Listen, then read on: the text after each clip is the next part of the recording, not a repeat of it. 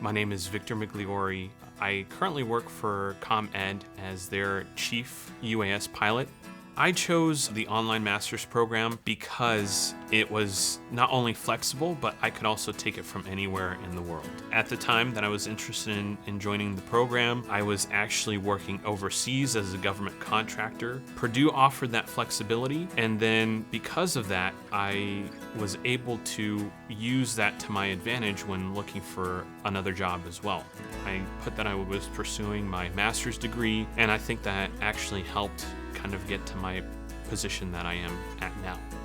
I would recommend Purdue University online graduate degree. Not only is it flexible, so it allowed for me to focus on my core studies while also being able to work full-time. I'm Victor, and I took my giant leap online with Purdue University. Boiler up!